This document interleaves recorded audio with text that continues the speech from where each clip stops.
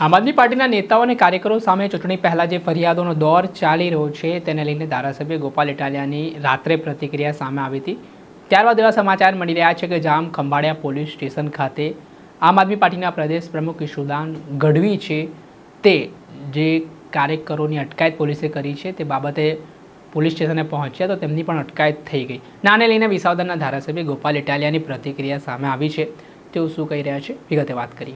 વૈષ્ણવજન તો તેને કહીએ જે પીડ પરાઈ જાનાને રે। નમસ્કાર દર્શક મિત્રો, નવજીવન ન્યૂઝમાં આપનું સ્વાગત છે। હું છું ફૈઝાન। આમ આદમી પાર્ટીના નેતાઓ અને કાર્યકરો સામે પોલીસ દ્વારા જે ફરિયાદો કરવામાં આવતી હોય તેવા આક્ષેપો ધારાસભ્ય ગોપાલ ઇટાલિયાએ લગાવ્યા હતા।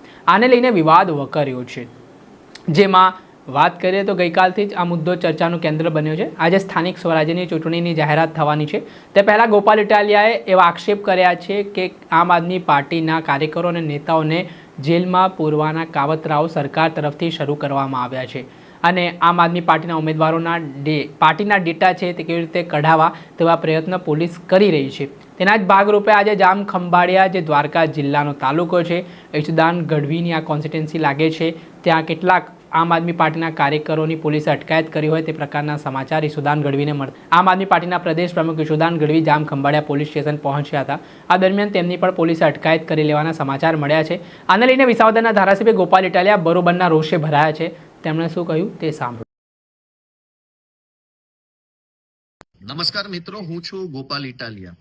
છેલ્લા 20 દિવસથી ભાજપની સરકાર એટલી હદે ફાટી પડી છે, એટલી બધી ડરી ગઈ છે કે રોજની 5, 4, 10 એફઆઈઆર આમ આદમી પાર્ટીના કાર્યકર્તા ઉપર થઈ રહી છે।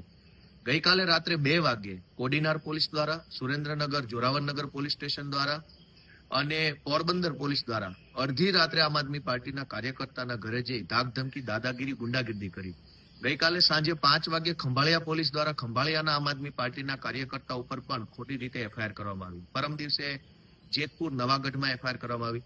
આખા ગુજરાતમાં એફઆઈઆર થઈ ગઈ છે, કેમ કે ભાજપ સરકારના એકદમ કહેવાય છે કે ડર લાગી ગયો છે। અમારા દ્વારકા જિલ્લાના ખંભાળિયાના આમ આદમી પાર્ટીના કાર્યકર્તાઓને ખોટી રીતે પોલીસે ધરપકડ કરી એના મોબાઈલમાંથી ચૂંટણીનો ડેટા કઢાવવાની દાદાગીરી કરતા હતા અને એટલે હમણાં અત્યારે આજે 1 તારીખે બપોરે 2:30 વાગ્યાની વાત હું કરું છું કે ઈશુદાન ગઢવી પોલીસ સ્ટેશન ગયા તો પીઆઈએ અત્યારે એમને પણ પોલીસ સ્ટેશનની અંદર ધરપકડ કરી લીધી અને પીઆઈએ સ્પષ્ટ શબ્દોમાં કીધું કે ભાજપની ઓફિસમાંથી અમને સૂચના આવી છે કે હવે બધા જ આમ આદમી પાર્ટી વાળાને એરેસ્ટ કરી લેવાના છે। દાદાગીરી, ગુંડાગીરીની હદ વટાવી ગયા છે બીજેપી વાળા।